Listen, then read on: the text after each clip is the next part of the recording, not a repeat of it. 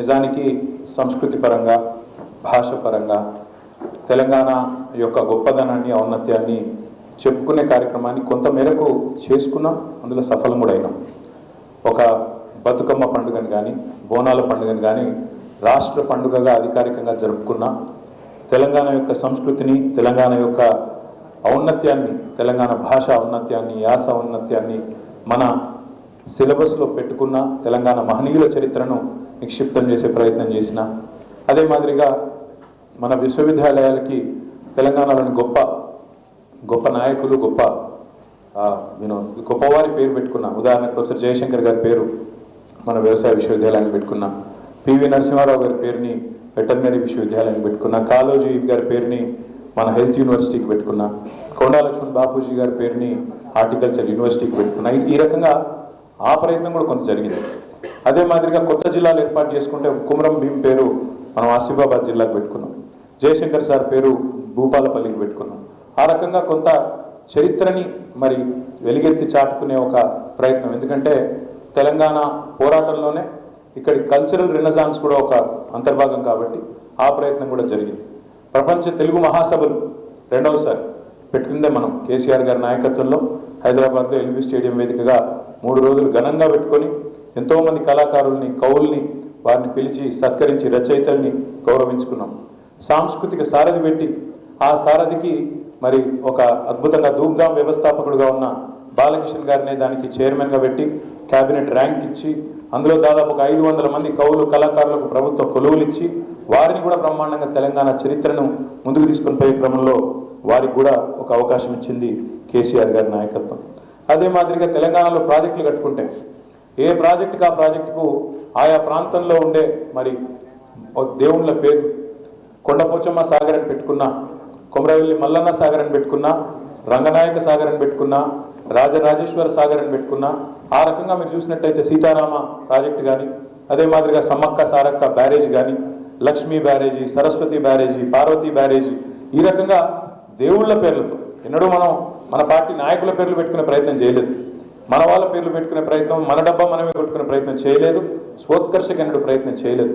ఈ ప్రాంతం శాశ్వతం. ఎందుకంటే కేసీఆర్ గారు మాకు నేర్పిన సిద్ధాంతం ఒకటే, అధికారం శాశ్వతం కాదు, అధికారం శాశ్వతం కాదు, కానీ తెలంగాణ శాశ్వతం, తెలంగాణ చరిత్ర శాశ్వతం, తెలంగాణ యొక్క గొప్పదనం శాశ్వతంగా నిలవాలన్న ఒక ఆలోచనతోనే ఈ ప్రయత్నం చేసినాం తప్ప ఎన్నడూ కేసీఆర్ గారి పేరు పెట్టి ఒక కార్యక్రమం చేయాలనో, కేసీఆర్ గారి పేరు మీద ఇంకోటి చేయాలన్న ప్రయత్నం మేము ఎన్నడూ కూడా చేయలేదు. ఆయన ఇష్టం కూడా లేకున్నా కొన్నిసార్లు బలవంతంగా మేము పెట్టినాం.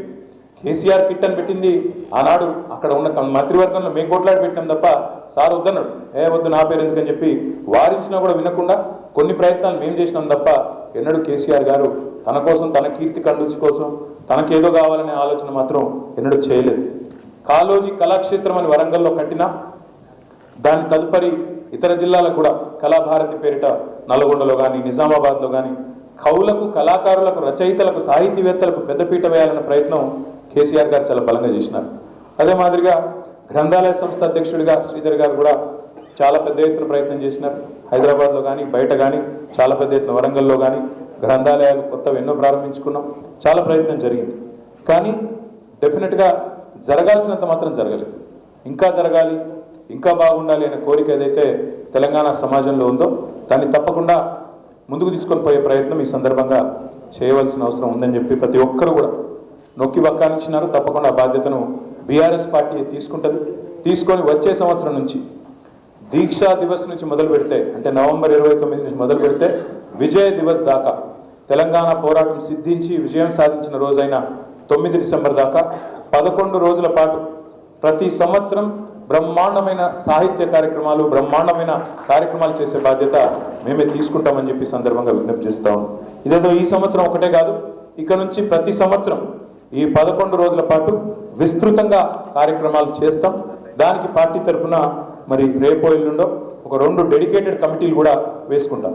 ఒకవైపు రచయితలు, సాహితీవేత్తలు, అదొక వైపు, మరొక వైపు కవులు, కళాకారులు, వారితో కూడిన బృందం మరొక వైపు వేసి బ్రహ్మాండంగా Telangana literature day, Telangana literature festival కూడా ఈ 11 రోజుల సందర్భంగానే ఒకటి బ్రహ్మాండమైన ఏర్పాటు చేస్తాం. హైదరాబాద్ కేంద్రంగా, వరంగల్ కేంద్రంగా, పాత 10 జిల్లాల కేంద్రంగా కూడా తప్పకుండా ఆ కార్యక్రమాన్ని కూడా చేస్తామని చెప్పి కూడా ఈ సందర్భంగా నేను విజ్ఞప్తి చేస్తాను. సాహిత్య కార్యక్రమాలు, పుస్తకావిష్కరణలు, ఎందుకంటే దేశపతి శ్రీనివాస్ గారు చెప్పింది కరెక్ట్.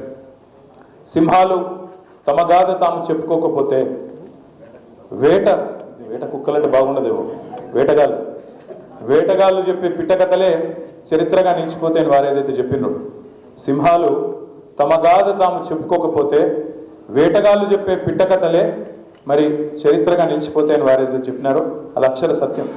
ఇంగ్లీష్లో కూడా దానికి అందంగా ఒక లైన్ ఉంటుంది, history gets written by the victor అని. అంటే యుద్ధంలో గెలిచిన వాడే పరాజితుల చరిత్రను చెరిపేసే ప్రయత్నం చేస్తాడని దాని భావన. ఈరోజు తెలంగాణలో జరుగుతుంది అదే. కేసీఆర్ మీద కోపంతో, కేసీఆర్ గారి మీద ఉండే కోపంతో ఇవాళ ఎన్నికల ప్రయత్నాలు జరుగుతున్నాయి, మీరు గమనించండి.